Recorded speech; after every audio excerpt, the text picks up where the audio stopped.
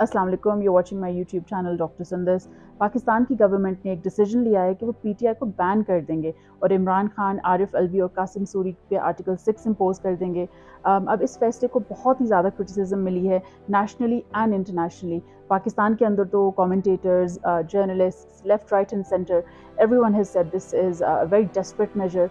And actually, thinking about it critically, if I think what is happening, I think this is a reactionary measure. ये एक reaction है जो supreme court ने PTI की जो reserve seats हैं वो उनको देने का फैसला किया। उसके बाद आई think this is simply reaction and it shows how nervous the government is.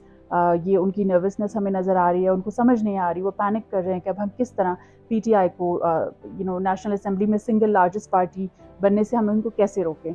US government ने बहुत ही स्ट्रांगली कंडेम किया इसको और उनका जो स्पोक्स पर्सन है मैथ्यू मिलर, उन्होंने मंडे को पब्लिकली आके कहा कि we are very concern, this is of great concern to us that the Pakistani government is thinking of banning a political party. उन्होंने ये भी कहा कि हम तो डेमोक्रेसी को सपोर्ट करते हैं, ह्यूमन राइट्स को और फ्रीडम ऑफ स्पीच को, और अगर आप इस तरह एक पॉलिटिकल पार्टी को बैन करेंगे तो you are violating human rights. So ये बहुत ही बड़ी बात है, this is a huge thing कि अमेरिका ने इतनी जल्दी इस पे आके स्टेटमेंट दी है। और इसी हफ्ते हाउस ऑफ कॉमन्स में इंग्लैंड में उधर भी एक there will be a meeting which will discuss the irregularities of the February 8th election. So ये अमेरिका में तो स्टेटमेंट आई ही है, लेकिन यूके में भी एक मीटिंग होगी इस हफ्ते जो February 8 के इलेक्शंस को उनको इन्वेस्टिगेट करेंगे और उसकी भी क्या फाइंडिंग्स होंगी ये भी देखने वाली होंगी। ये जो अमेरिका की स्टेटमेंट आई है और जो हाउस ऑफ कॉमन्स में ये जो मीटिंग होगी, इसका काफ़ी ज़्यादा इंटरनेशनल प्रेशर पड़ेगा हमारी गवर्नमेंट पे। And let's think about it critically, अगर आप पीटीआई को बैन कर देंगे तो क्या होगा?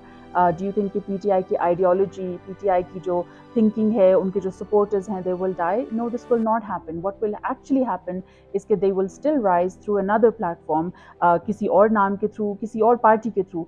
आप वो सपोर्टर्स को, उन हार्ट्स एंड माइंड्स को कैसे चेंज करेंगे? पीटीआई का आपने इलेक्शन सिंबल जब ले लिया तो क्या हुआ? इतने ज़्यादा सिंबल्स आ गए जिसके through they still one.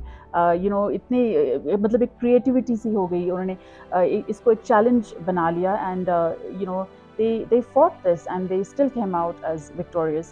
So आप पीटीआई को बैन करने से ये बिल्कुल ही एक I think actually this will make them stronger.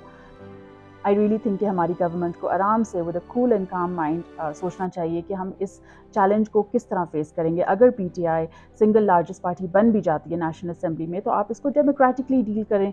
आप क्यों इस तरह के एक्सट्रीम मेजर्स ले रहे हैं कि आप एक पार्टी को बैन कर देंगे? This will not resolve the problem, it will actually make it worse. So I think जब तक हमारी पार्टीज़ डेमोक्रेटिक प्रोसेसेस को नहीं फॉलो करेंगी, हमारी पाकिस्तान की डेमोक्रेसी डिक्लाइन ही करती जाएगी। एक बहुत ही फेमस कोट है जो मैं आपके साथ शेयर करना चाहती हूँ because I think it really fits this whole situation. The closer the collapse of an empire the crazier its laws. इससे हमें ये समझ आती है कि एक एम्पायर जब कोलैप्स करने के बहुत करीब होता है तो उसके लॉज उतने ही ज़्यादा इराटिक होते हैं, नॉन रैशनल होते हैं और हम इसको क्रेजी भी कह सकते हैं। This is everything for today. I hope you found it useful. I will speak to you in my next vlog, inshallah. Stay safe. Allah Hafiz.